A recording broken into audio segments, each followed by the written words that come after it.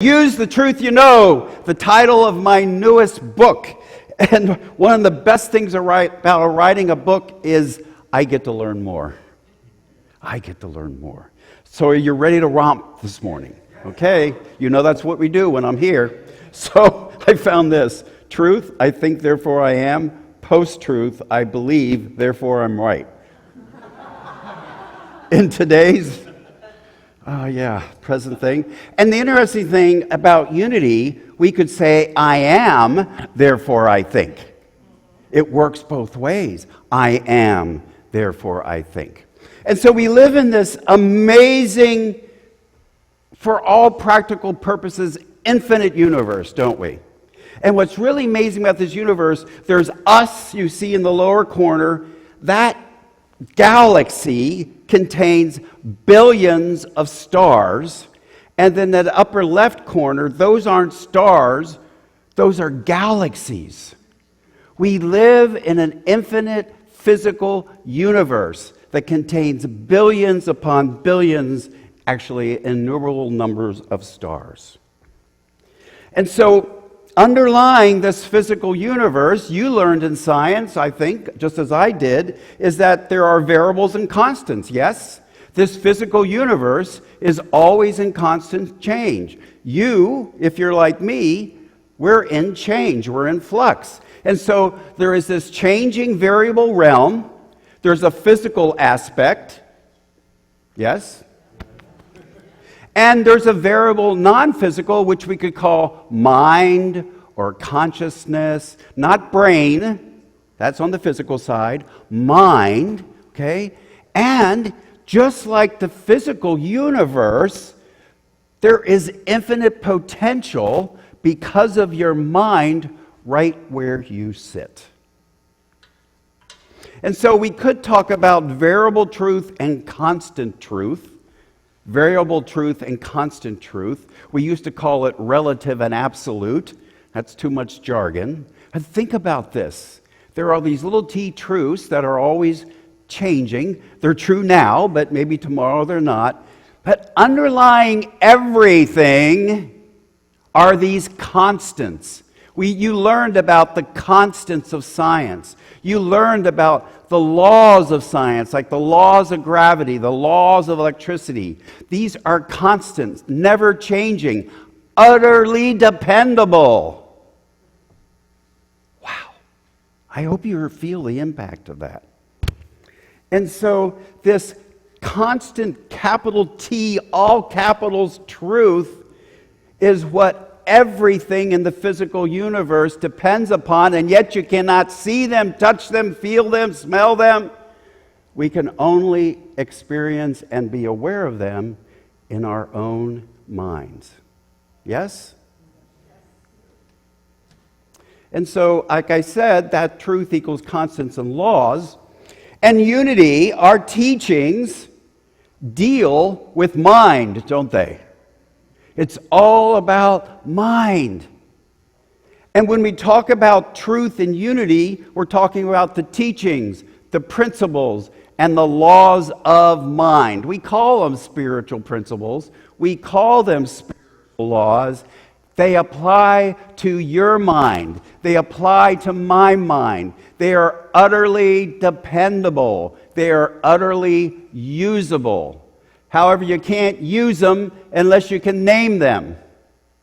You've heard me say before, what happens in vagueness stays in vagueness. If we just say use the truth you know, can you use that? You have to name the truth.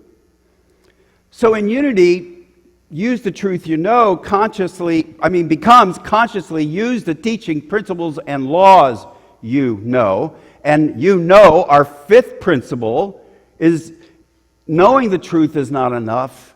You have to use the truth. So is your head exploding yet? Okay. But wait, there's more. But relax. There's no test. Okay. However, you can get the slide set from me. You can sign up downstairs, or you can get the book. So let's just do a little romp through teachings, principles, and laws. You game for that? Okay, and you can kind of check off in your mind which ones you already knew and are being reminded of. Oh yeah, I forgot that. Or maybe which ones are new? You know this one. There's only one power and one presence. No opposing power. Unity folks don't really get that most of the time. They don't think about it. In fact, when I first heard about it, I thought of it this way. Yeah, there's only one power, God, and I'm not it. Is that what you were told? Yeah. One power, one presence, tag, you are it. There are not two powers, but there is a multitude of ways to use power. Charles Fillmore said, if you send it out in hate, it destroys. If you send it out in love, it unifies and harmonizes. Each of us is divine. This church teaches that. But what does that mean? To me, that fundamentally means I am these principles. I am these laws. Somehow, some way, I don't understand it, but I get it. And so Charles Fillmore said this, and this is an example where Charles does not completely diss the ego like many spiritual traditions do. Spiritual traditions make ego the enemy. In fact, it becomes kind of like the new devil. So Charles says this, ego, the I, the ego is man, and by reason of his divinity, he makes and remakes as he wills. Do you notice that? The reason why you can make and remake yourself is because you are fundamentally divine. And where do you think your ego comes from? It doesn't come from a different power. Remember, there's only one power. You are using your divinity to manifest your ego and personality, the good, the bad, and the ugly of it. In fact, we cannot not use principle and law. But if you don't know them, we're using them blindly. And then he goes on to say, in this lie his greatest strength and his greatest weakness. Yes. So let's talk about principles. So you've heard of the 12 powers, yes? In this church, I hope. I'm going to say a little more about that. So in my doing this research for the book, I had a daha moment. You know what daha moment is, don't you? It's like an aha moment, but it's like, why didn't I get that? I mean, here I am, a Unity minister 2 or 3 years ago, researching principles, and it finally dawned on me that powers are divine ideas, are principles. I actually had this idea they were 3 kind of separate things, different with differences. But indeed, they're not. So let's look at them. So here's the powers. Now, your job is to answer this. Do you notice you believe? Okay, so this is interactive. This is the point where you stop being an oil painting and you breathe. Do you notice you believe? Yes. Do you notice you can persevere? Yes. Do you notice you can evaluate? Yes. Do you notice you can desire? Yes. Do you notice you can master and control? Yes. Do you notice you can dream? Yes. Do you notice you know? Yes. Do you notice you can choose? Do you notice you can organize and sequence? Yes. Do you notice you can be zealicious? Do you notice you can renounce or eliminate? Yes. Do you notice you can energize and vitalize? Yes. So, since you said yes to all those, you know fundamentally that these 12 powers or divine ideas and principles are innate in you. You don't have to go someplace to get them, because they're everywhere, totally present and available, and we're always using them. Use the truth you know. So how do you feel about that one? God is good. So people chafe at this, and it's because unity has not been really good at explaining this. So when I was taught this and I chafed against it, they said, no, God is the good. Well, that was a little better, yes. However, in my research, this is what I found.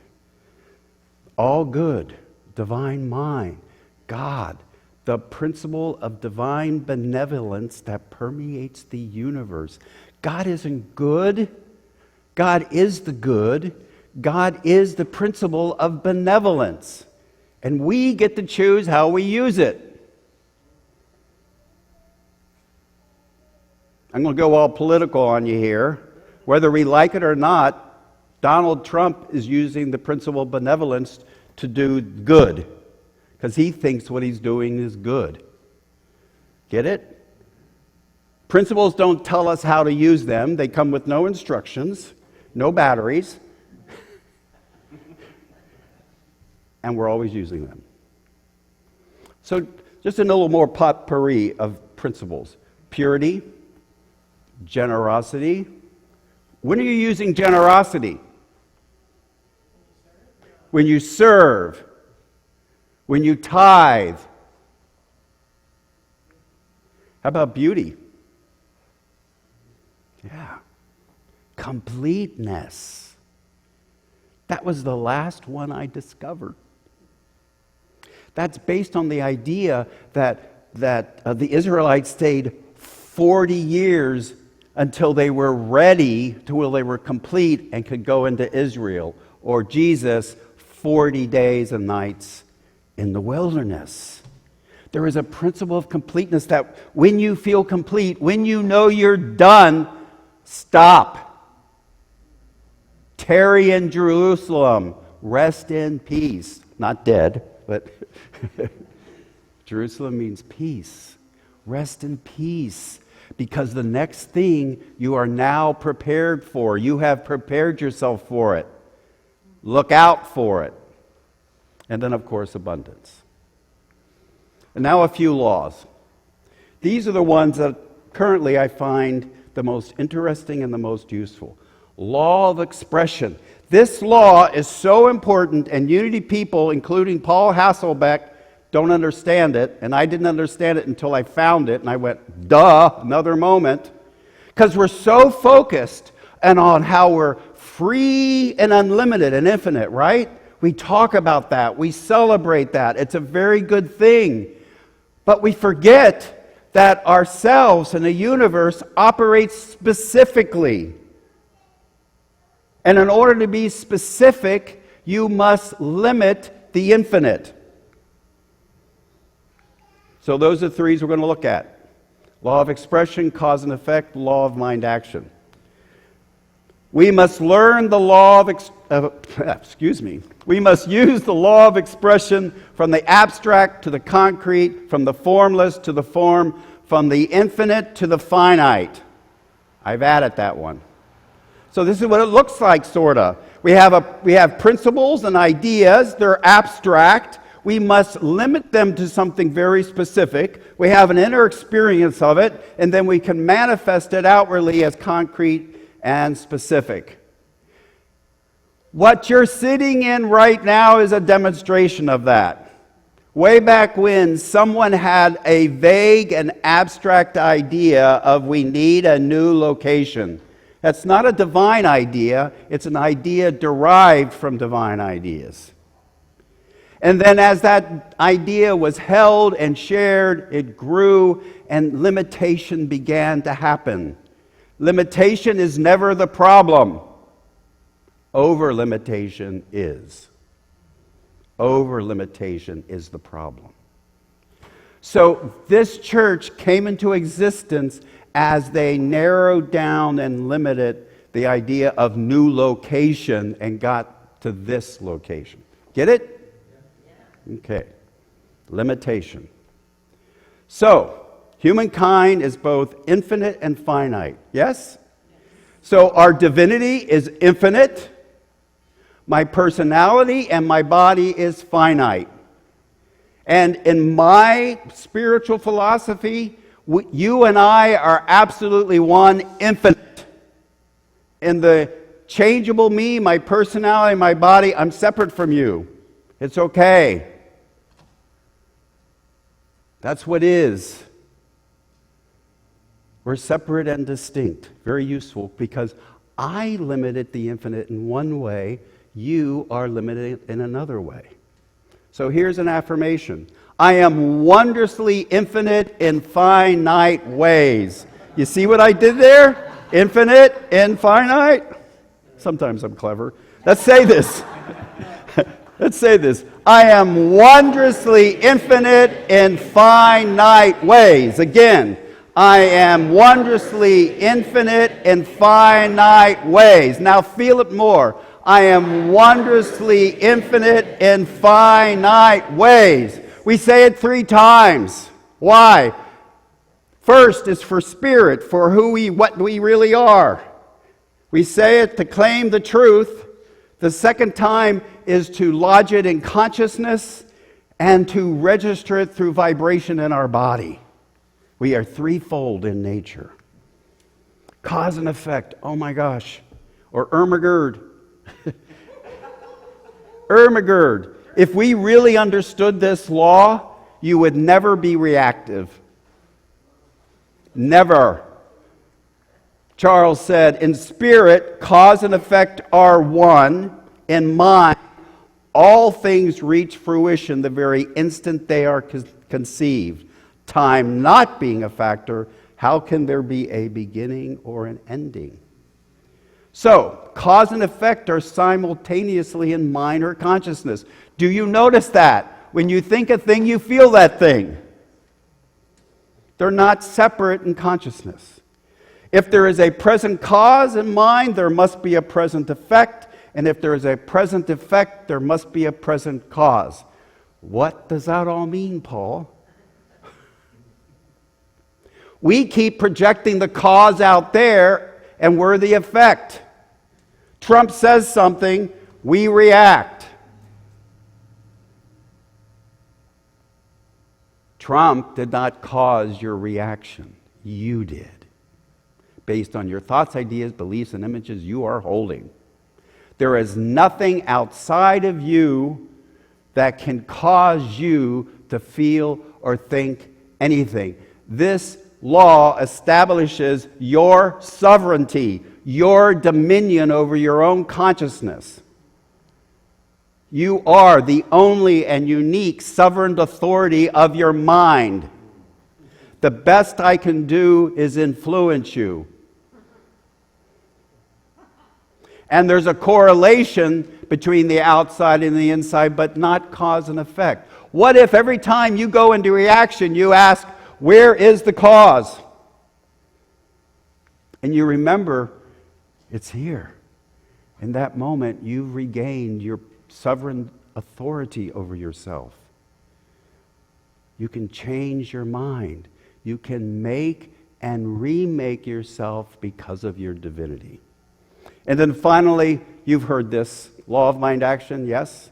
If you haven't, my version, thoughts held in mind with feeling produce more thoughts with feeling of the same kind.